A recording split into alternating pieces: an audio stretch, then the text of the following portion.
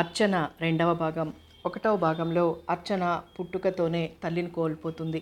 తండ్రి నిరాదరణకు గురైన తర్వాత తండ్రి ఆపేక్షగా చూడడం మొదలు పెడతాడు. ఇక సవతి తల్లి రాకతో అర్చన జీవితం దుర్భరంగా మారిపోతుంది. కథ కొనసాగుతుంది. ఆ రోజు 10 కావస్తున్న పచ్చడి నూరుతోంది అర్చన. ఓ పక్క స్కూల్లో ఆ రోజు జరగబోయే పరీక్షకు హాజరు కావాలన్న ఆతృతతో పాటు టైం అయిపోతుందన్న కంగారుతో పచ్చడి నూరుతూ కుడి చేతి చూపుడు వేలు మీద రోకలి పడేసుకుంది. 3 పూటలా సుష్టుగా తినడం చేతనవుతుంది, కానీ ఈ పచ్చడి నూరడం రాదు. అబ్బలాగే కూతురికి వైరాగ్యం పట్టుకుంది. అంతా ఒకే శనిమేళం, ఎక్కడ బైరాగుల కొంపలో వచ్చి పడ్డానో ఏమో అంటూ తన నుదుటిని కొట్టుకుని అర్చన వీపు మీద 4 వేసి, వెళ్ళవే శనిముండా, కళ్ళ ముందు నుంచి పో, పొద్దుననంగా వెళ్ళాడు నీ సన్యాసి నాన్న, ఆయనతో పాటు నువ్వు ఊరేగిరా అంటూ తరిమేసింది. అదే అదనగా నొప్పెడుతున్న చేతిని, వీపుని కానీ లెక్క చేయకుండా స్కూల్కి పరిగెత్తింది అర్చన. పాచి పని అయిపోయిందా? అసలు మొహం కడుక్కున్నావా? పళ్ళు తోముకున్నావా? నువ్వు స్నానం చేసి ఎన్ని నెలలైంది? చి, కంపు వాసన, తాకకండిరా. పాపం పరీక్ష కోసం చదువుకోనిచ్చిందా మీ పిన్ని? రేయ్ రాము, పరీక్ష అని వాళ్ళ పిన్నికి చెప్పమన్నానా? వెధవ పాచిముఖం, ఫస్ట్ మార్కులు కొట్టేస్తుంది. వాళ్ళ పిన్నికి పరీక్ష అని చెబితే మరిన్ని అంట్లు తోమించి బడికి రాకుండా చేసేది. చి, నా దగ్గర కూర్చోకు, అటు దూరంగా వెళ్ళు. ఏయ్, నీకు కాదు చెప్పేది, మా దగ్గరికి రాకు. క్లాస్ రూమ్లో ఆతృతగా గాబరాగా వగరుస్తూ అడుగుపెట్టిన అర్చనని క్లాస్లోని పిల్లలంతా తరిమి కొట్టారు. కళ్ళల్లోని నీళ్లను కళ్ళల్లోనే దాచుకుంటూ బిక్కమొహం వేసుకుని గుమ్మంలో నిలబడిపోయింది అర్చన. అర్చన మౌనం క్లాస్లోని పిల్లలకు మరింత హుషారు పెంచింది. గట్టిగా వెక్కిరిస్తూ కాగితం ముక్కలు ఉండలుగా చుట్టి విసిరేయసాగారు. ఇంతలో మాస్టర్ వచ్చారు. అర్చన కళ్ళు, పిల్లల మొహాలు చూసిన మాస్టార్కి సర్వం అర్థమైంది. అర్చనని దగ్గరగా పిలిచి అనునయిస్తూ చెప్పాడు. ఇంటిలో అర్చన స్థితి ఎలాంటిదో మాస్టారుకు తెలుసు. అందుకే అర్చనని ఏమీ అనలేక బయటికి తీసుకొచ్చాడు. నన్ను పంపించకండి మాస్టారు, దూరంగా కింద నేల మీద కూర్చుంటాను. పరీక్ష రాశాక పంపించండి. 2 చేతులు జోడించి ఏడుస్తూ అడిగింది అర్చన. అర్చన, నువ్వు ఇంటికి వెళ్ళు తల్లి. అలా అనకండి మాస్టారు, పరీక్ష అవగానే వెళ్ళిపోతాను. నేను ఎవ్వరిని తాకను, అసలు ఎవ్వరితో మాట్లాడను, కిందే కూర్చుంటాను మాస్టారు అంటూ ఏడుస్తూ పాదాల మీద వాలిన అర్చనను లేవనెత్తిన మాస్టారు కళ్ళు తడిశాయి. అర్చన, ఇవాళ పరీక్ష లేదు తల్లి. నువ్వు క్లాస్లో లేకుంటే నేను పరీక్ష ఇవ్వను, సరేనా? మీ అమ్మ దగ్గరికి వెళ్ళు అర్చన. వెళ్ళి స్నానం చేసి తలదూవుకొనిరా. చూడు, ఫ్రాకుకి బొత్తాములు లేవు. ఇలా రావడం బాగుంటుందా స్కూల్కి? అందరూ వెక్కిరిస్తుంటే బాధగా లేదు అన్నాడు. నేనేం చెయ్యను మాస్టారు అంటూ కుడి చేతితో కళ్ళు తుడుచుకుంటూ చితికిన కుడి చేతి చూపుడు వేలును చూపి గాబరాగా అడిగాడు మాస్టారు. చేతికి ఏమైంది అర్చన అంటూ. పిన్ని ఏమీ అనలేదు మాస్టారు, పచ్చడి రుబ్బుతూ ఉంటే చేతి మీద పడిందంతే అంది. వింటున్న మాస్టారు మనసు జాలితో ద్రవించిపోయింది. అమ్మ దగ్గరికి వెళ్ళి అర్చన, పిన్ని కొడుతుందని భయపడకు. మరి పరీక్ష రాయాలి కదూ నువ్వు. వెళ్ళి అమ్మకు చెప్పి ఈ చేతికి మందు వేయించుకో అంటూ వీపు తట్టి పంపిస్తున్న మాస్టారు తన వీపు తట్టినప్పుడు బాధగా ఉలిక్కిపడ్డ అర్చన వీపు ఎర్రగా కంది ఉండడం గమనించి, అర్చన, అన్యాయం అయిపోయావు తల్లి అని బాధపడ్డాడు. మాస్టారు చెప్పిన మాటలకి తల ఊపిందే కానీ అర్చనకి రాజలక్ష్మి దగ్గరికి వెళ్ళాలంటేనే భయం వేసింది. పిన్నికి ఈ విషయం తెలిస్తే అమ్మో అనుకున్న అర్చన అణువణువు కమల కొట్టే దెబ్బల్ని తలుచుకుంటూ వణికిపోయింది. ఏడుస్తూ మెల్లగా అడుగులు వేస్తున్న అర్చన ఎవరో ఎదురుగా వచ్చి భుజం మీద చేయి వేసి ఆపడంతో కళ్ళెత్తి చూసింది. ఏం పాప, ఏడుస్తున్నావేం అన్నాడు సీతారామయ్య. అర్చన జవాబివ్వలేదు. ప్రతిరోజు అర్చన చేసే చాకిరీ కళ్ళారా చూస్తున్న సీతారామయ్య చాలాసార్లు ఆలోచించాడు. అర్చనపై అతనికి జాలి వేసింది. 2 చేతులతో అర్చనను లేవనెత్తుకొని నడుస్తూ ఎంతో బుజ్జగిస్తూ అడిగాడు. సీతారామయ్య ఎంతగానో బుజ్జగిస్తుంటే అర్చన కన్నీటి ప్రవాహం పెరిగి వెక్కిళ్ళుగా మారిపోయిందే తప్ప అసలు విషయం తెలియలేదు. గుమ్మంలో నిలబడ్డ కమలను చూస్తూనే సీతారామయ్య చేతుల్లో ఉన్న అర్చన వణికిపోతూ క్రిందకు జారింది. స్కూల్ మానేసి తిరుగుతున్నావా అంది. అక్కడ సీతారామయ్య ఉన్నాడన్న విషయం గుర్తించి మెల్లగా కమల కంఠంలో కదిలిన సౌమ్యానికి కాస్త ధైర్యం తెచ్చుకొని అసలు విషయం చెప్పి, నాకు ఫ్రాకులన్నీ చిరిగిపోయాయి పిన్ని, ఈ ఫ్రాకే విడిచి ఉతుక్కుంటాను. అవునండి, చాలా రోజులుగా పాప ఒంటి మీద ఈ ఒక్క ఫ్రాకే కనిపిస్తోంది. పిల్లను స్కూల్కి అలా పంపితే తోటి పిల్లలు మాస్టర్లు వెక్కిరించి అసహించుకుంటారు. అతనేమిటో చెప్పబోయాడు, కానీ అతనలా చెప్పడం కమలకిష్టం లేదు. అతని చేత అలా చెప్పించుకోవడం అవమానంగా భావించింది. దానికి కారణమైన అర్చన మీద పీకల దాకా కోపం వచ్చింది. కానీ ఎదురుగా కదలని విగ్రహంగా సీతారామయ్య నిలబడి ఉండటంతో కోపాన్ని మింగేస్తూ స్కూల్కి వెళ్లాలన్న ఆతృతనే కానీ అర్చనకు ముస్తాబవ్వాలన్న శ్రద్ధే లేదు అంటూ పద నీళ్లు పోసుకుందువు గాని అంది. నేను పాప కోసం ఓ ఫ్రాకు కుట్టి పెట్టానండి, ఎన్నాళ్ళుగానో ఇవ్వాలనుకుంటున్నాను, మీరు స్నానం చేయించేలోగా నేను తీసుకొస్తాను అన్నాడు. కమల క్షణం సేపు అతని వంక పరీక్షగా చూసింది. మీరు మరోలా అనుకోకండి, పాప అంటే నాకు చాలా ఇష్టం అంటూ అతను గబగబా వెళ్ళిపోయాడు. కమలను అర్థం లేని ఆలోచనలు సుడిగాలిలా చుట్టేశాయి. ఆ ఆలోచనల్లో చిక్కుకుని అర్చన మీద ఉన్న కోపాన్ని మరిచి అర్చనకు తలంటి పోసి చక్కగా తలదువ్వి బొట్టు కాటుకా పెట్టి ముస్తాబు చేసేలోగా సీతారామయ్య ఫ్రాక్ తీసుకుని వరండా పైకొచ్చాడు. చాలా ఖరీదుంటుంది గుడ్డ అంది ఫ్రాకును చూస్తూ. పాపకు తగ్గట్టుగా ఉంది అంటూ తృప్తిగా చూసి పాపకు భోజనం పెట్టండి, నేను వెళ్ళి దింపేస్తాను స్కూల్లో అన్నాడు. అర్చనపై అతనికి అంతగా శ్రద్ధ ఎందుకో అర్థం కాలేదు కమలకు.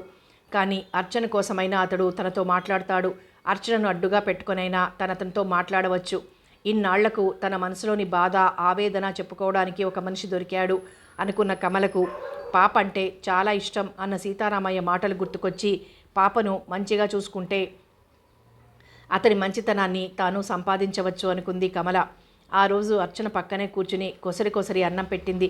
ప్రతిరోజు మజ్జిగ పోసే పిన్ని ఆ రోజు గడ్డ పెరుగు వేయడంతో తను తినాలా వద్దా అన్నట్టు భయంగా చూసింది అర్చన. నేనంటే నీకు భయంగా ఉంది కదూ అర్చన, రాక్షసులా కనిపిస్తున్నాను కదూ, ఇంకెప్పుడు నిన్ను కొట్టను, మా తల్లి కదూ, తినేయి, నిన్నేమీ అనను అంది. కమల అలా ఎందుకందో కానీ అర్చనకు అసలు అర్థం కాలేదు. అయోమయంగా చూసి అన్నం తినేసింది. ఆ రోజు తరువాత అర్చన స్కూల్కి ముస్తాబై ఎంతో హుషారుగా వెళ్ళేది. క్లాస్లో ఎవ్వరూ ఏమీ అనేవారు కాదు. కానీ అర్చనను ఆవరించిన మౌనం మాత్రం పోలేదు. ఓ విధంగా ఆలోచిస్తే సీతారామయ్య అర్చన జీవితంలో ఓ మలుపు తిరగడానికి కారణమయ్యాడు. ఆ రోజు మొదలుకొని రకరకాల గుడ్డలు రంగురంగులవి కొని అర్చనకి ఫ్రాకులు సీతారామయ్య దగ్గరే కుట్టించేది కమల. ముందు కాఫీ పంపించడంతో మొదలైన మర్యాద భోజనం పంపించడం వరకు వచ్చింది. తరచూ గుమ్మంలో నిలబడి అతడి వైపు చూస్తూ ఉండిపోయేది కమల. తీరిక దొరికినప్పుడల్లా అతను వచ్చి పలకరించేవాడు. అతని రాక సామాన్యంగా అర్చన ఇంట్లో ఉన్నప్పుడే జరిగేది. రోజులు గడుస్తున్న కొద్దీ కమల మనసులో ఏమేమిటో ఆలోచనలు చోటు చేసుకోసాగాయి. ఓ పక్క భయం, మరోపక్క దిగులు నిండిపోగా మరుగుపడిన కోర్కెలు ఆశలు కాలనాగులై ప్రతిక్షణం ఆమెను రెచ్చగొడుతూ ఉంటే వాటితో పోరాడలేక వాటి మధ్య నలిగిపోతూ కుమిలిపోతూ రోజురోజుకు సీతారామయ్యకు తమతో పెరుగుతున్న పరిచయాన్ని తగ్గిపోతున్న దూరాన్ని చూస్తున్న కమల ఆలోచనలు ఓ స్థిర నిర్ణయానికి వచ్చాయి. ఒకనాడు ఆమె సిగ్గు బిడియం ఆడదానిని అనే విషయం విస్మరించినట్లు ప్రవర్తించింది. సీతారామయ్యతో తన కోర్కెలు ఆశలు జీవితంలో తానేం అనుభవించిందో అన్నీ వివరంగా చెప్పుకుంది. కమల ఆడది. ఆశలు కోర్కెలు కలలు అన్నీ కలగా పులగంగా కలిసి జీవితాన్ని అందంగా రంగుల కలగా ఊహించుకున్న ఆడది. అతిగా ఆశించకున్న అతి సామాన్యమైన సంసార జీవితాన్ని కోరుకున్న ఆడది. కానీ ఆశించిందేది అందలేదు ఆమెకు జరిగిన అన్యాయానికి కారణం ఎవరైనా కానీ ఆమె మాత్రం అన్యాయానికి ఆహుతైపోవాలనుకోలేదు. అనుభవాన్ని కోరే శరీరంతో పాటు ఆశల్ని తీర్చుకునే ధైర్యం ఉందామెకి. అందుకే ఎంతో సూటిగా ధైర్యంగా సీతారామయ్యతో తన బాధ ఆవేదన దాంతోపాటు తన ఆశ కోరికే చెప్పుకుందామే. సీతారామయ్య కమలను బాగా అర్థం చేసుకున్నాడు. అతనికెవరూ లేరు, అతనంతవరకు ఎందుకు పెళ్లి చేసుకోలేదంటే అతనే సరైన సమాధానం చెప్పలేదు. అతను మనిషి, అతనికి అవసరాలు ఆశలు కోర్కెలు ఉన్నాయి. అయితే మగవాడు కాబట్టి తనకేం కావాలన్నా కష్టపడి సంపాదించుకున్నాడు. అతనికి బంధాలంటే అంతగా ఇష్టం లేదు. కానీ కమల బాధ విన్నాక అతడు తనదే అంటూ ఓ సంసారాన్ని, తనకు అంటూ ఓ స్త్రీ జీవితాన్ని ఎన్నుకోవాలనుకున్నాడు. కమల, జీవితాన్ని ఎంతో మధురంగా అందంగా ఊహించుకొని నా వెంట వస్తానంటున్నావు. కానీ చూడు, నేను కటిక పేదవాడిని, రెక్కాడితే గాని డొక్కాడదు. నేను కష్టపడి సంపాదించే సంపాదనలో నువ్వు తృప్తి పడగలవా? ఈ ఇంట్లో లాగే ప్రతిదీ సమృద్ధిగా ఉండదు. ఉదయం లేచింది మొదలు రాత్రి నిద్రపోయే వరకు ప్రతిదీ వెతుక్కోవాల్సిందే అన్నాడు హెచ్చరిస్తూ. కానీ కమల అవేం లెక్క చేయలేదు. అతనితో వెళ్ళిపోవడానికే నిశ్చయించుకుంది. ఆమె ఒక్కసారి కూడా తాను ఎవరికైనా అన్యాయం చేస్తున్నానా అని ఆలోచించలేదు. ఆమెకు తెలుసు, తను వెళ్ళిపోయాక అర్చన రాజ్యలక్ష్మి దగ్గరికి వెళ్ళిపోతుంది. శివసుందరం ఇవాళ కాకున్నా మరెప్పుడో సన్యాసుల్లో కలిసిపోతాడు. తన నిష్క్రమణ ఇంటిలో ఎవ్వరికీ ఎలాంటి లోటు కల్పించదని. శివసుందరం విషయంలో ఆమె అలా ఆలోచించడంలో అసహజం ఏం లేదు. ఈ మధ్య అతను 2-3 రోజుల వరకు ఇంటికి రావడం లేదు. తండ్రిని వెతుక్కుంటూ అర్చనే వెళ్ళి తీసుకొస్తోంది. అర్చన మీద అతనికి అభిమానం, ప్రేమ. అర్చనను చూస్తే కానీ గుర్తుకు రానంతగా మారిపోయాడతను. 2 రోజులుగా శివసుందరం ఇంటికి రావడం లేదు. ఆ రాత్రే కమల సీతారామయ్యతో మర్నాడు తెల్లవారుజామునే వెళ్ళిపోవడానికి నిశ్చయించుకుని అతనితో ఆ విషయం చెప్పింది. తను వెళ్ళిపోతూ ఎవ్వరికీ ఎలాంటి అన్యాయం చేయలేదన్న తృప్తి మాత్రం మిగుల్చుకుని ఆ రాత్రి హాయిగా నిద్రపోయింది కమల. అర్ధరాత్రి దాటిపోయింది. చివరిసారిగా ఓ మూలగా నిద్రపోతున్న అర్చనను చూసి తొలిసారిగా గుండెలకు హత్తుకొని, నీకు నేను చాలా రుణపడి ఉంటాను అర్చన. మీ నాన్నను నా దగ్గరికి చేర్చలేకపోయినా నా జీవితాన్ని మరో వ్యక్తితో అనుభవించడానికి అవకాశం కలిగించావు. నేను వెళ్ళిపోతున్నానమ్మా. నిన్ను అమ్మలా చూసుకునే రాజ్యలక్ష్మి నీడలో ఇక హాయిగా ఉండు అర్చన. నేను నీకు తల్లిని కాలేకపోయాను. పసిపాపవన్న జాలి, దయ చూపకుండా రాక్షసిలా నిన్ను బాధ పెట్టాను. కానీ అర్చన, ఈనాడు నాలాంటి అభాగ్యురాలిని ఉద్ధరించి నా దారిన నన్ను వెళ్ళడానికి అడ్డుగా లేకుండా నన్ను క్షమించిన నీకు నిండు గుండెతో ఆశీస్సులు అందజేస్తున్నాను తల్లి. జీవితంలో ఇంతవరకు నేను పుణ్యం అంటూ ఏదైనా చేస్తే ఆ పుణ్యఫలం తప్పకుండా ఆశీస్సుగా నీకుంటుంది అంటూ అమాయకంగా నిద్రపోతున్న అర్చనని ముద్దు పెట్టుకుని బయటకొచ్చింది కమల. సీతారామయ్య గుమ్మంలో నిలబడి, పాప నిద్రపోయిందా కమల అన్నాడు. అంటూ ముందు కడుగు వేసి వరండా మెట్లు దిగిన కమల ఒక్కసారి వెనుతిరిగి చూసి భయంతో బిగుసుకుపోయింది. ఎప్పుడో అర్ధరాత్రి వేళ ఇంటికొచ్చిన శివసుందరం వరండా ఓ మూల నిద్రపోయాడు. ఎవరివో మాటలు, అడుగుల చప్పుడు అతన్ని నిద్రలేచేలా చేశాయి. వెన్నెల వెలుగు వరండా అంతా పరుచుకుంది. ఆ వెన్నెల వెలుగులో నిర్లిప్తంగా తన వంక చూస్తున్న శివసుందరం మొహంలోకి చూడలేకపోయింది కమల. తెల్లటి బట్టలతో గంభీరంగా నిర్లిప్తంగా చూస్తున్న అతని చూపులో ఎలాంటి భావాలు, ఉద్వేగం, బాధ ఏమీ లేవు. అతి నిర్మలంగా ఉన్న అతని మొహం ఆ వెన్నెల వెలుగులో మరింత కాంతితో మెరిసిపోతోంది. శుష్కించిన అతని శరీరం పాలిపోయి తెల్లగా ఆజానుబాహుడైన అతనికి మరింత అందాన్ని పెంచుతోంది. కొనదేలిన ముక్కు, లోతుకుపోయిన వింతగా మెరుస్తూ నిర్మలత్వాన్ని నింపుకున్న ఆ కళ్ళు, అతని చూపులు కమలకెందుకో అతన్ని చూస్తుంటే తానేదో తప్పు చేస్తున్నాననిపించింది. అతని ముందు నిలబడే అర్హత కోల్పోయినట్లనిపించింది. కమల తలవాల్చుకుంది. నేను వెళ్ళిపోతున్నాను. నేను చేసేది తప్పే అయినా దాని ఫలితం నేనే అనుభవిస్తాను. మీ భార్యగా జీవించే అర్హత నాకు లేదు. మీ పాప అర్చన క్షేమంగా ఉంది. పాపను మీ వదినగారికి అప్పగించండి. బాధ్యత వదులుకున్నంత సులభంగా బంధాన్ని తెంచుకోలేరు మీరు. నేను చేస్తున్న ఈ పాపానికి శిక్షగా నేను ఎలాంటి స్థితినైనా, నరకాన్నైనా అనుభవించడానికి సిద్ధమై వెళ్ళిపోతున్నాను. నేనిలా వెళ్ళిపోవడానికి కారణం. అతి మౌనంగా వింటూ నిశ్శబ్దంగా నిలబడిపోయాడు శివసుందరం. అతని చూపు ఎక్కడో, మనసు మరెక్కడో. కమల దూరాన్నుండే అతనికి చేతులు జోడించి నమస్కరించింది. శివసుందరం కళ్ళు మూసుకున్నాడు. అంతవరకు అతని కళ్ల ముందు మంచు పొరలా నిలిచిన తెర కరిగిపోయింది.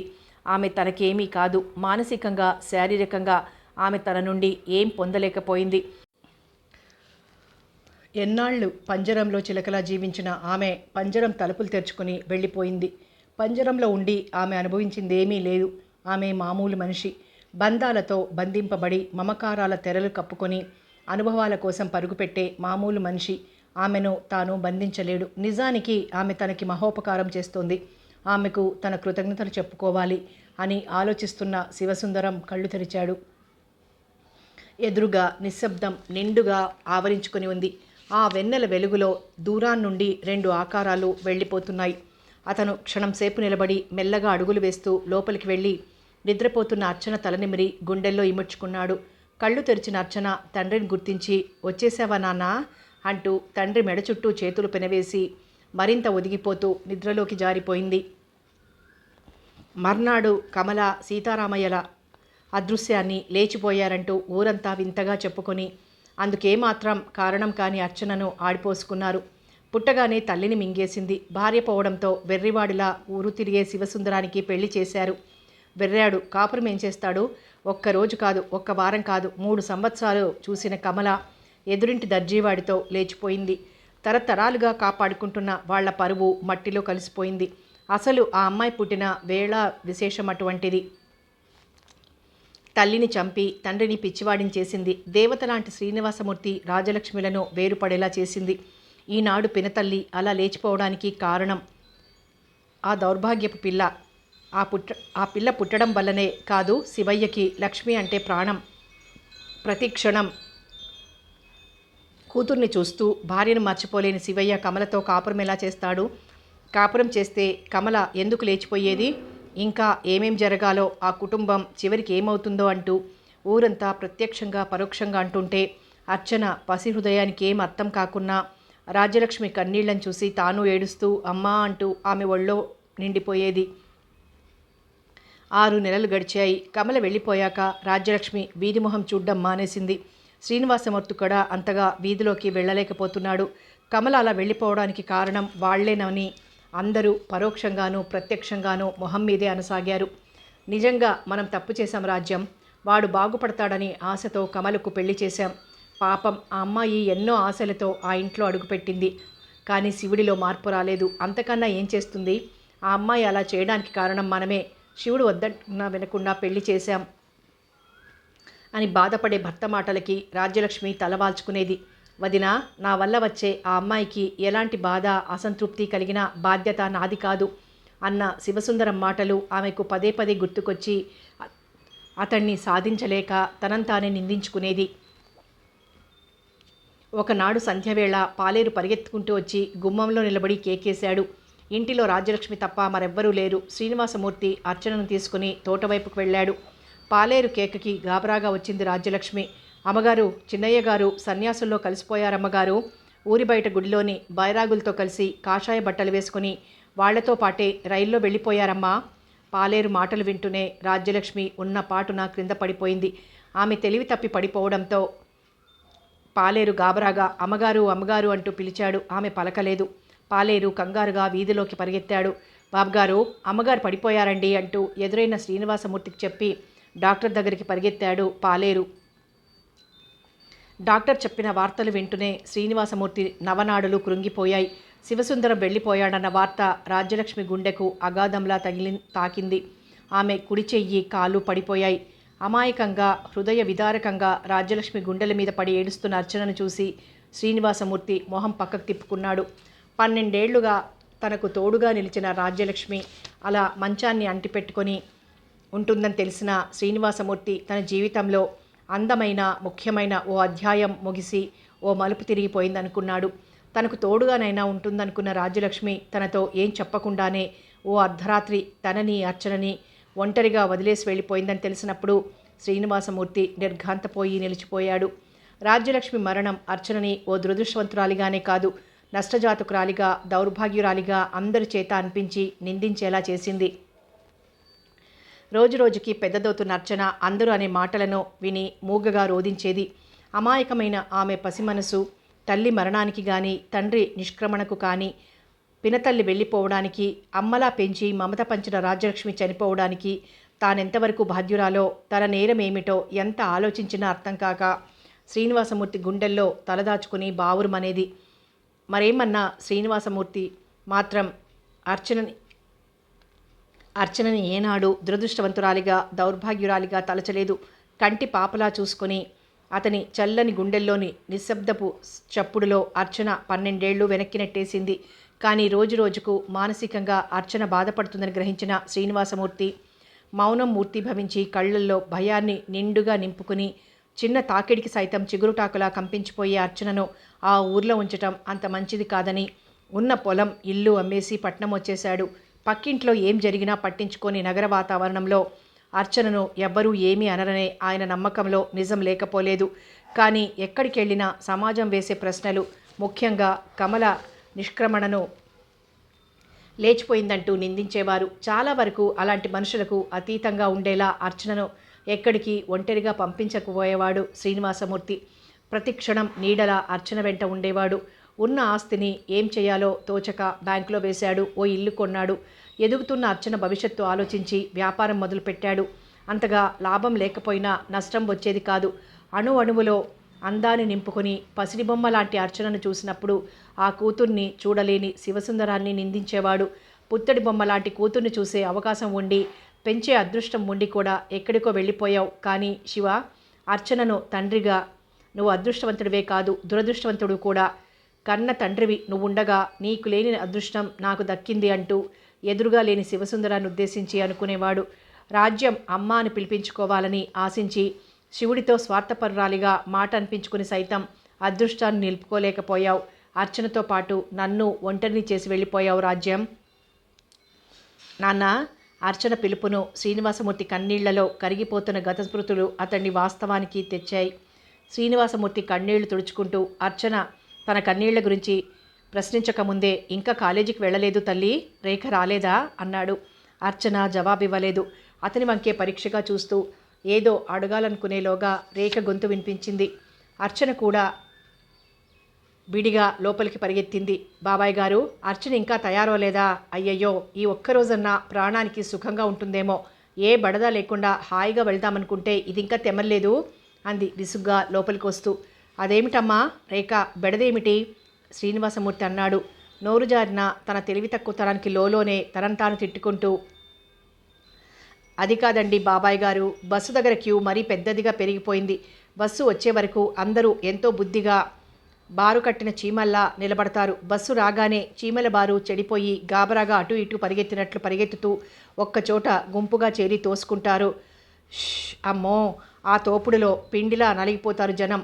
అయినా బాబాయ్ గారు, దిగేవాళ్లను బస్సులో నుండి దిగనీయకుండా ఎక్కాలనుకుంటారు, ఎక్కేవాళ్లను ఎక్కనీయకుండా దిగాలనుకుంటూ, అసలు దిగకుండా ఎక్కకుండా ఓ విధమైన తోముడు అవస్థలో విడిపోతారు జనం. తోసుడు అవస్థ అదేమిటమ్మా? అదే బాబాయ్ గారు, నిద్రావస్థ, జాగ్రత్తావస్థ అంటూ ఏంటో నానా అవస్థలు వాడుతూ ఉంటారుగా మాటల్లో, ఇది అంతే. అన్నట్టు బాబాయ్ గారు, కండక్టర్ ఓ పక్క, డ్రైవర్ ఓ పక్క మైకులో వినిపించేంత గట్టిగా నోరు గుండ్రంగా తెరిచి అరుస్తూ ఉంటే, ఓహ్ చూడాలి, భలే తమాషాగా ఉంటుంది అంది రేఖ నవ్వుతూ. తమాషాగా ఉందంటూనే ఇందాక, ఓహ్ అదే బాబాయ్ గారు, చచ్చి చెడి పెద్ద యుద్ధం చేసి ఎలాగైతేనేం బస్సులో చోటు సంపాదించుకుని కాలేజీకి వెళ్తే ఫస్ట్ పీరియడ్ స్టార్ట్ అయిపోతుంది. అలా లేటుగా క్లాస్లోకి వెళ్ళి చివాట్లు తినలేక క్లాసు ఎగ్గొట్టేస్తూ ఉంటే ఈ సంవత్సరం పాస్ అవుతామా? ఆ బాధతో పాటు రావణాసురుడి భయం అంటూ నాలుగు ఖర్చుకుంది. శ్రీనివాసమూర్తి ప్రశ్నించేలోగానే అర్చన అంటూ లోపలికి వెళ్ళింది రేఖ. అర్చన, ఓ Archanadevi, oh my darling.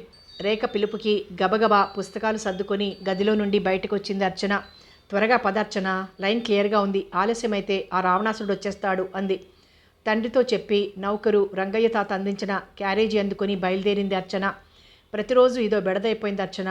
Rowdy వెదవికి time బాగా తెలిసిపోయింది. ఇవాళ ఏ దేవుడో కరుణించాడు, వాడికి ఏదో అర్జెంట్ పని తగిలుంటుంది, లేదా మరే అమ్మాయికో బాడీగార్డుగా వెళ్ళుంటాడు అంటూ మౌనంగా వింటూ నడుస్తున్న అర్చన వంక దీక్షగా చూస్తూ, ఒక్క విషయం చెప్పనా అంది. అంది అర్చన. నువ్వు ఇవాళ ఎంత బాగున్నావో చెప్పనా అంది. తర్వాత చెప్దూ కానీ, ఫస్ట్ పీరియడ్ ఇంగ్లీష్ పోయిటరీ ఉంది, పదా అంది అర్చన. నడుస్తూనే చెప్తానులే బోయ్. అరవిరిసిన తెల్ల గులాబీని చూసి ఈర్షపడ్డ ఎర్ర గులాబీ ఓడిపోయి వెలవెలబోతూ, తెల్ల గులాబీ బాల తెల్లను చుట్టేసి తెలుపుదనం కప్పేద్దామన్నట్లుగా నీ తెల్లటి శరీర ఛాయ ముందు ఈ లేత గులాబీ రంగు చీర. అమ్మో, రవి వస్తున్నాడంటూ మాట మధ్యలో కంపించే స్వరంతో రేఖ అనడంతో అంతవరకు చిరునవ్వు నవ్వుకుంటూ వింటున్న అర్చన ఉలిక్కి పడుతూ తలెత్తి చూసింది. అర్చన పెదవుల మీద చెరగని చిరునవ్వు.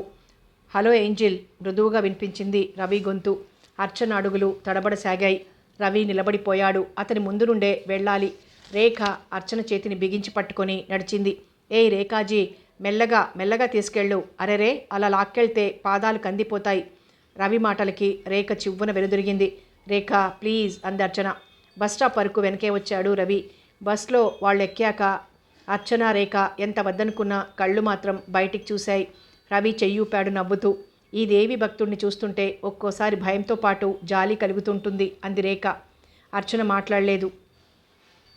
రవి గురించి అర్చనకు కానీ రేఖకు కానీ తెలిసింది. రవి ఒట్టి రౌడీ, జులాయిగా తిరిగే రకం, ఆడపిల్లల వెంటబడే రోడ్ సైడ్ రోమియో, అంతే. అంతకంటే రవి గురించి వాళ్లకు తెలిసే అవకాశం కూడా లేదు. సరిగ్గా 6 నెలల క్రితం శ్రీనివాసమూర్తి ఆ వీధిలోనే ఓ అందమైన చిన్న మేడ కొన్నాడు. ఆ మేడ కవతల 4 ఏళ్ల తరువాత ఉన్న సందులోని ఓ డాబా ఇంట్లో రేఖ వాళ్ళిల్లు. కాలేజీలోని కొద్దిపాటి పరిచయం ఇళ్ళు దగ్గర కావడంతో స్నేహంగా మారి పెరిగిపోయింది. ఓ 3 నెలలు బాగానే జరిగాయి. కానీ ఓనాడు బస్సు చాలా రద్దీగా ఉంది. కాలేజీ టైం కావడం వల్ల ఎలాగైతేనేం దోసుకుంటూ బస్సులో నిలబడ్డానికి చోటు సంపాదించుకొని నిలబడ్డారు అర్చన, రేఖ. నిండు చూరాలిలా బస్సు అతి భారంగా కదిలింది. ఓ 5 నిమిషాలు గడిచేసరికి బస్సు ఆగిపోయింది. ఆడవాళ్ల చివరి సీట్లో కూర్చున్న ఓ అతి నాగరికంగా ఉన్న అమ్మాయి బుగ్గ మీద ఎవరో కానీ ముద్దు పెట్టుకున్నారు. నిజానికి ఆ అమ్మాయిని ఎవరు ముద్దు పెట్టుకున్నారో ఆ అమ్మాయికే తెలియదు. కానీ తన సీటు పక్కనే నిలబడ్డ రవి మీద అనుమానంతో ఆ అమ్మాయి చేయి లేపింది.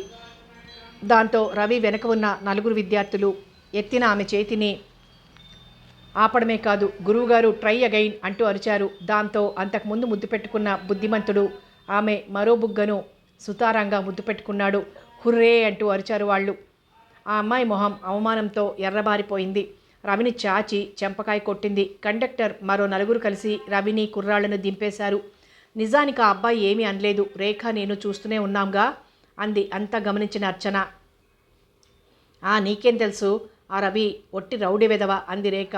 రవి గురించి తనకు తెలిసిన విషయాలన్నీ చెబుతూ, ఎన్నిసార్లు ఎవరెవరితో ఎలా పోట్లాడాడో చెబుతూ అర్చన అన్నీ విన్నా. కళ్ళతో చూసిన విషయంలో అతను తప్పు చేయకుండా చెంపదెబ్బ తిన్నాడే అనుకుంది. కానీ ఆ సాయంత్రం ఆ అమ్మాయి బస్సులో ఎక్కింది. రవి ఎప్పుడు బస్సు ఎక్కాడో తెలియదు, కానీ తమతో పాటే స్టాప్లో దిగింది ఆ అమ్మాయి. ఆ అమ్మాయి వెనకే రవి దిగాడు. అతని వెనక మరో ఇద్దరు అబ్బాయిలు. పదవే అర్చన అంటూ రేఖ అర్చనని లాక్కెళ్తూ ఉంటే ఆ అమ్మాయి వాళ్ల వెనకే గబగబా బయలుదేరి వాళ్ల పక్కగా నడవసాగింది. ఈ అమ్మాయి మనతో వస్తుందేమిటి కర్మ అనుకుంది రేఖ.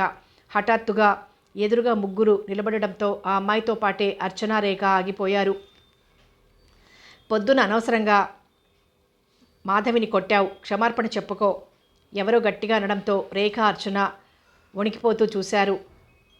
జమాజట్టిలా లేకపోయినా ఆ ముగ్గురి కళ్ళల్లో కోపం రోషం స్పష్టంగా కనిపిస్తోంది.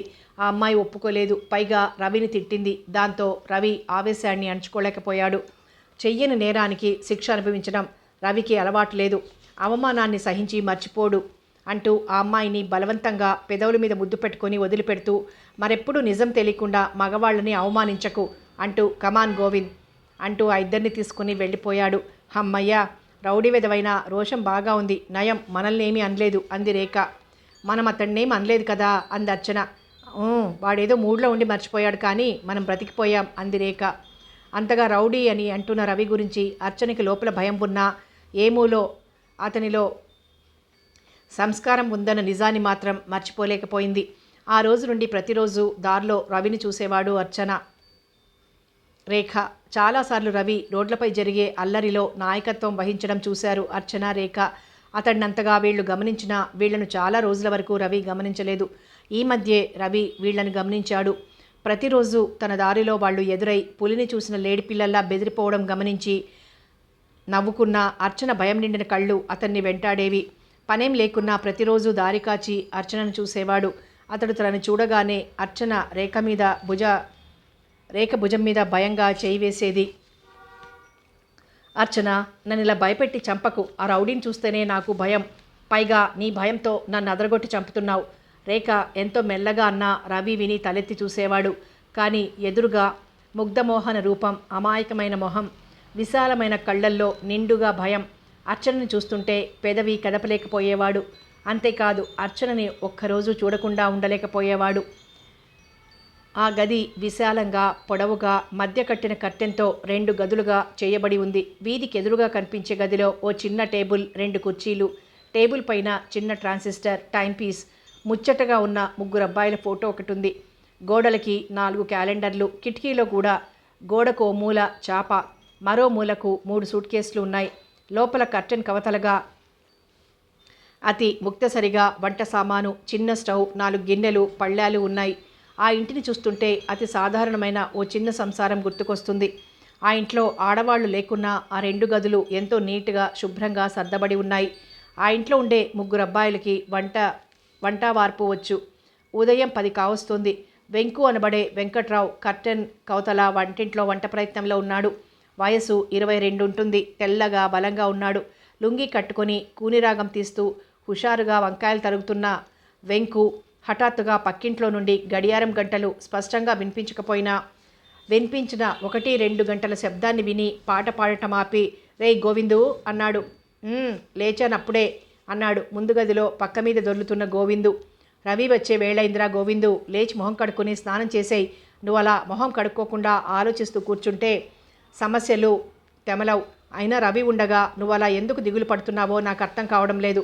రవి వచ్చేసరికి నువ్వు ఇలాగే ఉంటే వాడికి కోపం వస్తుంది, లే అంటూ తిరిగి తన వంట ప్రయత్నంలో పడిపోయాడు వెంకు. రవి రవి రవి ఇంకా ఎంతకాలం వాణ్ణి బాధించమంటావు?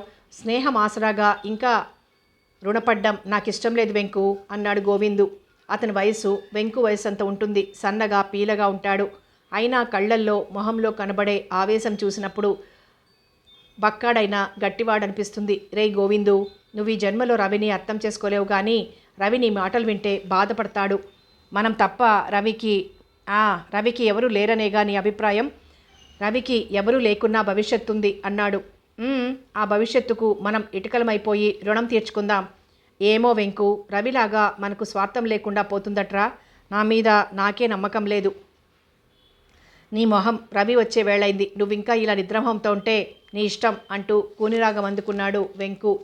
గోవిందు లేవలేదు. అలాగే పక్క మీద పడుకొని ఆలోచిస్తున్నాడు. ఏరా వెంకు, వంట ఎంతవరకు వచ్చింది? 10:30 కావస్తుంది. ఇదిగో అయిపోవచ్చింది అంటూ బయటికి వచ్చాడు వెంకు. ఏరా గోవిందు, ఇంకా స్నానం చేసినట్లు లేదు, పనిలోకి వెళ్ళడం లేదా అంటున్న రవి మాటలకి అప్పటికే పక్క చుట్టేసిన గోవిందు ఆదరాబాదరాగా లేచి ఇదిగో వస్తున్నా అంటూ పరిగెత్తాడు.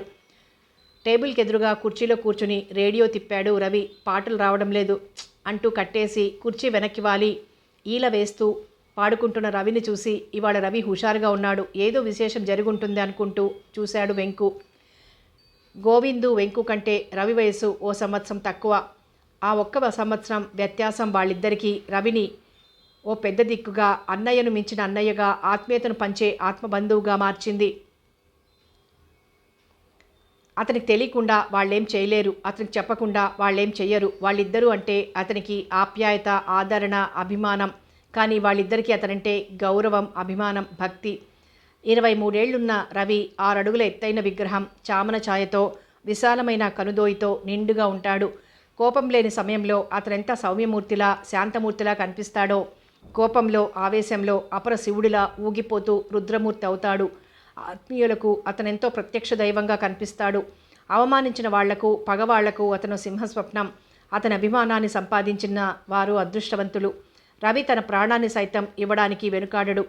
అతని ద్వేషాన్ని రుచి చూసిన దురదృష్టవంతుల ప్రాణాలను సైతం తీయడానికి వెనుకాడడు అన్న నిజం తెలిసిన వాళ్ళు వెంకు, గోవిందు మాత్రమే. రవికి తెలిసిన చాలామందికి రవి ఎప్పుడూ ఓ రౌడీగా, జులాయిగానే కనిపించాడు. దానికి కారణం రవే కాదు, అతను చేసే ఉద్యోగం లాంటి పని కూడా. ఇవాళ మరి హుషారుగా ఉన్నాడు రవి అనుకున్నాడు మరోసారి వెంకు. టేబుల్ మీద తన ఈలపాటకు తాళం వేస్తున్న రవిని చూస్తూ. నిజమే, రవి విశాలమైన 2 కళ్ళల్లో ముగ్ధమోహన రూపంగా అర్చన నిలిచిపోయింది.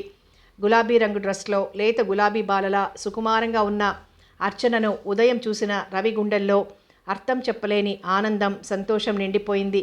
అలా గంటల తరబడి కాదు, రోజులు, నెలలు, సంవత్సరాల తరబడి అర్చనను చూస్తూ కూర్చోవాలనిపిస్తుంది. పసిపిల్లల్లో ఉండే అమాయకత్వం కళ్ళ నిండా నింపుకొని ఎంతో నిర్మలంగా, నిండుగా ఉన్న అర్చనను చూస్తుంటే దేవతలా, ఎంతో దయగా కనిపించే అర్చనను చూస్తూ అలా ఉండిపోవాలనిపిస్తుంది రవికి. కానీ పక్కనే రేఖ, రేఖాజీ అంతలా లాక్కెళ్ళిపోతూ ఉంటే రవి వెంకు పిలుపుకి రవి ఉలిక్కి పడుతూ చూశాడు. ఏమిటో అన్నావు రవి అన్నాడు వెంకు. ఇందాక రవి అన్న మాటలు స్పష్టంగా వినపడక. గోవిందు ఏడి అన్నాడు లోపలే సిగ్గుపడిపోతూ. జవాబు వెంకు చెప్పేలోగా గోవిందు వచ్చాడు. 11 కావస్తోంది, వడ్డించు వెంకు అంటూ లేచాడు రవి. నాకు 50 రూపాయలు కావాలి అన్నాడు గోవిందు. ఎందుకు అన్నాడు రవి భోజనం చేస్తూ. నిన్న అమ్మ దగ్గర నుంచి ఉత్తరం వచ్చింది, ఓ 100 రూపాయలు పంపమని. నాకు ఆ విషయం నువ్వు నిన్నే చెప్పావు అన్నాడు రవి. ఈ నెల మధ్యలో సేట్జీ జీతం ఇవ్వరు. పైగా అమ్మ చెల్లి కోసం రాసింది, కనీసం 50 రూపాయలైనా. రేయ్ వెంకు, గోవిందు తెలివి ఎంతగా పెరిగిపోయిందో చూడరా అన్నాడు రవి నవ్వుతూ. నీకేం తెలీదు రవి, చెల్లి పెద్దదైంది, ఏవో ఖర్చులుంటాయి. అమ్మకిప్పుడు పంపడం అవసరం. అవును, అలాంటప్పుడు 50 రూపాయలు సరిపోతాయట్రా. ప్రతి నెల వాయిదాల మీద పంపినట్టు కాదు, ఇప్పుడు సగం డబ్బు పంపడానికి అన్నాడు రవి. కానీ అంతకంటే ఎక్కువ పంపడం నా తలకు మించిన బరువు అన్నాడు గోవింద్. అంటే రవి బ్రుకుటి ముడిపడిపోయింది. నాకొచ్చే జీతంలో ఆ డబ్బు తీర్చడం అంటే. గోవింద్ మాట పూర్తి కాకముందే రవి ఎడమ చెయ్యి గోవిందు చెంపను చెళ్ళుమనిపించింది. విసురుగా లేచాడు తినడం మానేసి. వెంకు, గోవిందు మాట్లాడలేదు. నేనేం మార్వాడిని అనుకున్నావా, లేక సర్దార్ని అనుకున్నావా డబ్బులు అప్పుగా ఇవ్వడానికి? ఇంతవరకు ఇచ్చింది ఎప్పుడైనా అడిగానా? వెధవ ఇన్నాళ్లకు బయలుదేరాడు, డబ్బు తిరిగి ఇచ్చేవాడు అంటూ గబగబా బట్టలు మార్చుకుని వెంకు వైపు తిరిగాడు. అది కాదు రవి, నీ దగ్గర మాత్రం ఇప్పుడు ఎక్కడుంటుంది డబ్బు? నువ్వు ఎవరి దగ్గరైనా అడిగిస్తావనే అలా అన్నాడేమో గోవిందు అన్నాడు వెంకు. నో, వాడి అభిప్రాయం అది కాదు వెంకు, నీకు తెలీదు. సరే, షోకు టైం అయింది కానీ పద అంటూ జేబులో నుండి అంతకు 2 గంటల క్రితమే 100 రూపాయలు పంపిన రసీదు గోవింద్ మొహాన విసిరేసి బయలుదేరాడు రవి. ఆ రసీదు చూస్తూనే గోవింద్ కళ్ళు నీళ్లతో నిండాయి. రవి అంటూ ఏదో చెప్పాలనుకున్నాడు కానీ అప్పటికే రవి వెళ్ళిపోయాడు. ఉండరా వెంకు, నేను వస్తాను అన్నాడు గాద్గదికంగా. బుద్ధొచ్చిందా? నువ్వు ఇప్పుడు రాకు, అసలే హడావిడిలో ఉన్నాడు రవి. ఇవాళే రిలీజ్ అవుతోంది పిక్చర్. టికెట్ల హడావిడిలో వాడు నిన్ను చూస్తే కోపంతో ఊగిపోతాడు. 12 దాటాకరా అంటూ వెంకు వెళ్ళిపోయాడు. రే రవి, నన్ను క్షమించరా అంటూ టేబుల్ మీదున్న ఫోటోలోని రవిని చూస్తూ అడిగాడు గోవిందు. అయినా బాధ తగ్గలేదు. వెంకు రావద్దని చెప్పినా బట్టలు వేసుకుని బయలుదేరాడు. గోవింద్ వెళ్లేసరికి సినిమా హాల్ అంతా జనంతో కిటకిటలాడిపోతోంది. ఆ జనంలో రవి, వెంకు ఎక్కడున్నారో గోవిందుకు తెలియలేదు. ఓ పక్క నిలబడిపోయాడు. ఇంతలో రవి, వెంకు గేటు బయటకొచ్చి నిలబడిపోయారు. గోవిందు రవి పక్కగా వెళ్ళాడు. రవి గోవిందును చూసి కూడా చూడనట్లే ఉండిపోయాడు. ఇంతలో బుకింగ్ దగ్గర నిలబడ్డ పెద్ద పెద్ద క్యూలన్నీ చెదిరిపోయాయి. అందరూ గేటు బయటికి తోసుకుంటూ వచ్చి బ్లాక్గా టికెట్లు అమ్మేవారి చుట్టూ గుంపుగూడారు. 2.5 టికెట్టు 6 రూపాయలు పెట్టి కొనుక్కుని వెళ్తున్న జనాన్ని చూసి కళ్ళప్పగించి చూస్తూ ఉండిపోయాడు గోవిందు. అరగంట గడవక ముందే అటు వెంకుని ఇటు రవిని చుట్టేసిన జనం తగ్గిపోయారు. థియేటర్లోకి హడావిడిగా పరిగెత్తుతున్న జనాన్ని చూసి పద రవి అంటూ వచ్చాడు వెంకు. మ్యాట్నీకి టికెట్లు అంటున్న వెంకు మాటలకి తలాడిస్తూ ముందుకు దారితీశాడు రవి. థియేటర్కి దగ్గరలో ఉన్న ఓ హోటల్లోకి వెళ్ళి కూర్చున్నారు. వెంకు తన జేబులోని డబ్బు అంతా తీసి అందించాడు. రవి డబ్బంతా లెక్కించి టికెట్లు కొన్న డబ్బు, పోలీసులకు ఇవ్వాల్సిన డబ్బు, బుకింగ్ క్లర్క్కి ఇవ్వాల్సిన డబ్బు మొత్తం తీసేసి తృప్తిగా తలాడిస్తూ వెంకు, ఈ 4 రోజులకి బహుశా 200 సంపాదించవచ్చు అన్నాడు. కాఫీలు తాగి బయటకొచ్చారు. అంతవరకు తమతో ఉన్న గోవిందుతో రవి మాట్లాడలేదు. గోవిందు తమ వెంట తిరిగి థియేటర్లోకి రావడం చూసి వెంకు వైపు తిరిగి, వెంకు, ఈ పూట పనులకు వెళ్లకుండా మనతో ఎందుకు తిరగడం అన్నాడు. అది తననుద్దేశించి అని తెలిసి కూడా గోవిందు రవి చేయి పట్టుకుంటూ, నాకు ఈ పూట వెళ్లాలని లేదు రవి, సినిమా చూడాలని ఉంది అన్నాడు. వెంకు, అప్పు తీర్చే మొనగాడు కదూ, టికెట్లు బ్లాక్లో కొంటాడో లేక క్యూలో వెళ్ళి నించుంటాడో అడుగు అన్నాడు రవి. నువ్వుండగా ఆ 2 పనులు నేను చెయ్యను రవి అంటూ మెట్ల మీద కూర్చున్న రవికి పక్కనే 2 మెట్ల కింద కూర్చొని రవి మోకాళ్ళ మీద తలా నుంచి నన్ను క్షమించు రవి అన్నాడు గోవిందు. గోవిందు జుట్టులోకి వేళ్లు పోనిచ్చి తలెత్తి చూశాడు రవి. గోవిందు కళ్ళల్లో సన్నటి నీటి తెర. ఛ అంటూ 2 మెట్లు క్రిందకి దిగి గోవిందు భుజం మీద చేయి వేస్తూ, నిన్ను కొట్టాను కదూ గోవిందు, చూడు మరెప్పుడు నేనెవరో అన్నట్టుగా విడదీసి విసిరేస్తూ మాట్లాడకు గోవిందు, నేను భరించలేను అన్నాడు. గోవిందు చటుక్కున రవి చేతుల్లో ముఖం దాచుకున్నాడు. 10 రోజులు గడిచిపోయాయి. అయినా రష్ తగ్గలేదు. ప్రతిరోజు రవి, వెంకు 3 రోజులకి బ్లాక్లో టికెట్లు అమ్ముతూనే ఉన్నారు. అన్ని ఖర్చులు పోగా లాభంలో వాటాలు ఇవ్వాల్సిన వాళ్ళకి ఇవ్వగా దాదాపు 700 వరకు మిగిలాయి. ఏ కొత్త సినిమా రిలీజ్ అయినా ముఖ్యంగా 2-3 థియేటర్లలో వెంకు, రవి కలిసి బ్లాక్ చేస్తారు. ప్రతిసారి సంపాదన బాగా ఉన్నా తగ్గ ఖర్చులు కూడా అయ్యేవి. సినిమా పాతబడేసరికి సంపాదించిన డబ్బంతా ఖర్చయిపోయేది. కానీ ఈసారి 700 చేతిలో ఉన్న ఖర్చులు కనిపించలేదు. రేయ్ వెంకు, ఈ డబ్బంతా ఏం చేద్దాంరా అన్నాడు రవి. వెంకు సమాధానం చెప్పేలోగా మనం ముగ్గురం బట్టలు కొనుక్కుందాం అన్నాడు. వద్దు రవి, ఇప్పుడు బట్టలకేం తొందరొచ్చింది, మళ్ళీ రష్ తగ్గితే మన పని గోవిందా అన్నాడు. నాకు ఆ విషయం తెలియదనుకున్నావా వెంకు, ఈ నెలంతా మన రాబడికి లోటు లేదు. వచ్చే నెలలో మరో కొత్త పిక్చర్ రాజాలో రిలీజ్ ఆడుతోంది అన్నాడు రవి. వెంకు మాట్లాడలేదు. 2 రోజుల క్రితం గోవిందు చెప్పిన విషయం గుర్తుకొచ్చింది. గోవిందు ఉషా జనరల్ స్టోర్స్లో పనిచేస్తున్నాడు. నెలకి 2-3 రోజులు చెప్పకుండా పనులకు వెళ్ళడం మానేస్తాడు. దాంతో ఆ స్టోర్ యజమానికి గోవిందుకి ఘర్షణ జరగడం, దాంతో నేను వెళ్ళను మానేస్తానంటూ గోవిందు గొణుక్కోవడం, వెంకు ఒప్పించి నచ్చజెప్పి పంపించడం లేదా స్వయంగా వెళ్ళి యజమానితో మాట్లాడడం జరుగుతుంది. ఒకడి చేతి కింద ఉన్నంతకాలం ఈ బాధ తప్పదు. నేను మీతో పాటే బ్లాక్ చేస్తాను అన్నాడు గోవిందు 2 రోజుల క్రితం. నీకా తెలివి లేదురా గోవిందు అంటూ మాట మార్చేశాడు వెంకు. ఇప్పుడు ఆ విషయం రవికి చెప్తే అంటూ ఆలోచిస్తూ ఉండిపోయాడు వెంకు. సంపాదన చెరిసగమైన అసలు పెట్టుబడి రవిదే. గోవిందు అమాయకంగా కనిపిస్తాడు. కాస్త ఉబ్బిస్తే మారిపోయే తత్వం. వ్యాపారం అన్నాక ఎంతో తెలివి అవసరం. గోవిందుకు ఆ సమర్థత లేదు. రవికి చెబితే ఈ డబ్బుకు మరింత జోడించి వ్యాపారం పెట్టిస్తాడు. కానీ గోవిందు బాగుపడాలి. తమ పెట్టుబడి తిరిగి ఇవ్వకున్నా గోవిందు మారిపోకూడదు అనుకుంటున్న వెంకుకి గోవింద్ మీద కలిగిన అనుమానానికి ఆధారం ఉన్నా ఎందుకో మరీ ఎక్కువ ఆలోచించలేక ఇలా ఆలోచిస్తున్నానేం అనుకున్నాడు. ఆ రోజు ఆదివారం. ఫస్ట్ షో టికెట్లు ఇంకా ఇవ్వలేదు. సినిమా హాల్ అంతా జనంతో కిటకిటలాడిపోతోంది. రంగురంగుల కార్లన్నీ ఆ థియేటర్ హాల్లో ఒకచోట వరుసగా నిలబడి ఉన్నాయి. వాటికి కొంచెం దూరంలో స్కూటర్లు, మోటార్ బైక్లు, వాటికి మరికాస్త దూరంలో సైకిళ్లు వరుసగా నిలబెట్టి ఉన్నాయి. టికెట్లు ఇచ్చే బుకింగ్ ముందు జనం చాంతాడంత క్యూలతో నిలబడి ఉన్నారు. హయ్యర్ క్లాస్ టికెట్ల దగ్గర జనం ఎంతో టిప్టాప్గా తమ గొప్పతనానికి, హోదాకు ఏమాత్రం తగ్గిపోని టీవీతో హుందాగా నిలబడి ఉంటే, మామూలు క్లాసు టికెట్ల దగ్గర జనం ఒకరినొకరు తోసుకుంటూ కసురుకుంటూ హడావుడి పడిపోతున్నారు. మరి 75 పైసల ఆఖరు టికెట్ దగ్గర జనం మనిషికి మనిషికి అంటుకుపోయి ఈగ దూరటానికి సందివ్వకుండా అందర్నీ ఒకే తాడులో బిగించి కట్టేసినట్లుగా, చిన్నప్పుడు పిల్లలు ఒకరి నడుం చుట్టూ మరొకరు చేయి వేసి పట్టుకొని గొర్రెపిల్ల ఆట ఆడుకున్నట్లుగా కదిలితే అందరూ కదులుతూ, కదలకుండా ఉంటే అందరూ కదలకుండా బిగుసుకుపోయి నిలబడి ఉన్నారు. రవి, వెంకు అప్పుడే బయట నుండి వచ్చి కార్లు ఉన్న చోట నిలబడి మాట్లాడుకుంటున్నారు. వెంకుతో ఏదో చెప్పి నవ్వుతున్న రవి విసురుగా వస్తున్న రేఖను, అర్చనను చూస్తూనే ఆశ్చర్యపోయాడు. 2:30 టికెట్లు ఇచ్చే క్యూ దగ్గర నుండి రేఖ, అర్చన వచ్చేస్తున్నారు. వాళ్ళు రవిని చూడలేదు. ఎవరో తరుముతున్నట్లుగా భయంగా బెదిరిపోతూ వెళ్ళిపోవడం చూసిన రవికేం అర్థం కాలేదు. వాళ్ళ వెనకే బయలుదేరాడు. వాళ్ళేదు అంటే నువ్వెందుకు రేఖ పట్టించుకుంటావు? చూడు, ఇప్పుడు వాళ్ళని అలా తిట్టొచ్చేస్తుంటే వాళ్ళు మన వెనకే వస్తే. అర్చన కంఠం వణికిపోతోంది. అర్చన, నువ్వేం భయపడకు. నిజంగా నువ్వు అన్నట్టు వాళ్ళు వెనకే వస్తే పోలీసులకు అప్పజెప్పి మరీ పోదాం అంటోంది రేఖ. నడుస్తున్న రేఖ, అర్చన ఆగిపోయారు. ఎదురుగా 2 అబ్బాయిలు నవ్వుతూ చూస్తూ కమాన్ అంటూ పిలిచారు. రేఖ విసురుగా చూసింది. అర్చన రేఖ చేతిని బిగించి పట్టుకుంటూ పక్కకు తొలగిపోవటానికి ప్రయత్నించింది. నో మిస్, మీరు సినిమా చూడకుండా వెళ్ళలేరు. అంతగా వెళ్ళాలనుకున్నా ముందు మాతో వచ్చి ఆ తర్వాతే ఇంటికి వెళ్ళండి. అలా కాఫీ తాగి వద్దాం రండి. వెనకే వచ్చిన రవికి విషయం అర్థమైంది. ఏయ్ బ్రూట్, నోటికి వచ్చినట్టల్లా వాగుతున్నావు. మా అన్నయ్యను పిలవాలో సున్నంలోకి ఎముక మిగలదు అంది రేఖ. ఆమె చెప్పిన అబద్ధానికి వాళ్ళు పక్కున నవ్వేశారు. అన్నయ్య ఏడి అంటూ నవ్వుతూ అడిగారు వాళ్ళు. ఉంటే ఇంతసేపు ఎక్కడికి వెళ్ళాడు, ఏం చేస్తున్నాడు హేళనగా అడిగాడొకడు. అయినా సరే పిలవండి, మేమేం తప్పుగా అనలేదే. అందమైన అమ్మాయిలు సినిమాకి వచ్చారు. వెధవ టికెట్ల కోసం క్యూలో ఎందుకు? అలా కాఫీ తాగి వచ్చి బ్లాక్లో టికెట్లు కొని వెళ్దాం అన్నాం అంతేగా. నిజంగా మా అన్నయ్యను పిలవనా అన్నది రేఖ గట్టిగా. ఈసారి వాళ్లకు అనుమానం కలిగింది. వాళ్ళు వచ్చినప్పటి నుండి ఇద్దరే కనిపించారు. అన్నయ్య అనేవాడెవడూ కనిపించలేదు. ఇంతకీ ఆ అమ్మాయి తమని భయపెట్టడానికి అలా చెప్పినా అంత గట్టిగా చెబుతుందా?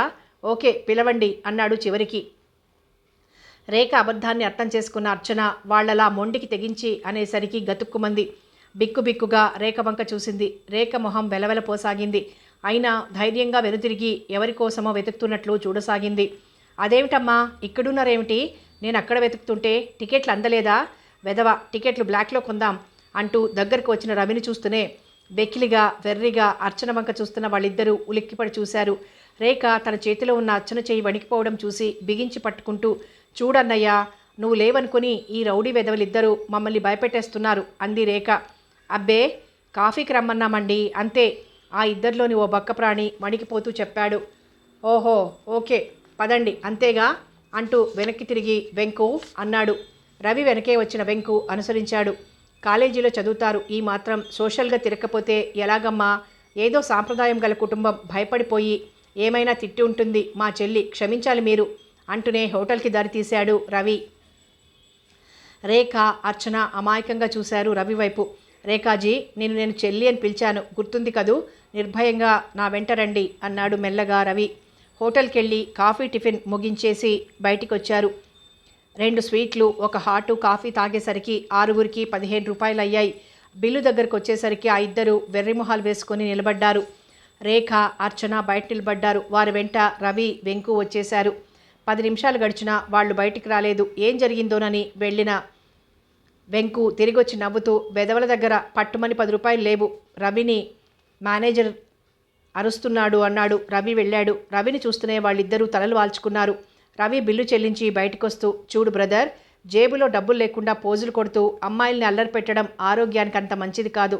కనిపించిన ప్రతి ఆడపిల్లను కాఫీకి పిలవడం ఆయువుకు ప్రమాదం. వాళ్ళిద్దరినీ ఏమీ అనలేదు కాబట్టి బ్రతికారు, లేకుంటే ఈ పాటికి హాస్పిటల్కి వెళ్ళేవారు. Be careful. ఈసారి నా కళ్ళబడ్డారో జాగ్రత్త. సారీ సార్ అంటూ రేఖ అర్చనలకు మొహం చూపించలేక గబగబా వెళ్ళిపోతున్న వాళ్ళని చూసి దగ్గరగా వచ్చి, రేఖాజీ, ఆడపిల్లలు మరీ అంత సాహసంగా మాట్లాడకూడదు. సాహసం అన్ని వేళలా మంచిది కాదు, పదండి అన్నాడు. మౌనంగా కదిలారిద్దరు. థియేటర్ దగ్గరికి రాగానే జేబులు 2 టికెట్లు అందించి లోపలికి పంపించరమ్మంటూ వెంకుని పంపించాడు రవి. రవి, మనం అనుకున్నంత రౌడీ కాదు అర్చన. రేఖ మాటలకు అంతవరకు జరిగేదంతా మౌనంగా చూస్తున్న అర్చన తలూపింది. వాళ్లకు భలే బుద్ధి చెప్పాడు కదూ. అసలు రవి ఆ సమయంలో అక్కడికి ఎలా వచ్చాడు? సినిమా చూడ్డానికి వస్తే లోపలికి రాలేదేం? రేఖ ప్రశ్నకి ఓసారి రేఖ మొహంలోకి చూసి ఊరుకుంది. బహుశా వాళ్ళు రిజర్వ్ చేసుకున్న టికెట్లు మనకిచ్చారేమో. పాపం, కనీసం మనం థ్యాంక్స్ కూడా చెప్పలేదు అంది తిరిగి రేఖ. అర్చన మాట్లాడలేదు. సినిమా మొదలయ్యే వరకు అర్చనతో రేఖ రవి గురించి మాట్లాడుతూనే ఉంది. సినిమా వదిలాక రేఖ అర్చన బయటకొచ్చేశారు. రేఖ రవి కోసం చూసింది. వెంకు కనిపించాడు. రవి రవి ఎక్కడా అంది రేఖ. వెంకు క్షణం ఆమె మొహంలోకి చూసి, మీరు ఇంటికి ఒంటరిగా వెళ్ళగలరా అన్నాడు. అంటూ ఏదో అనబోయేలోగా రండి అంటూ దారి తీశాడు.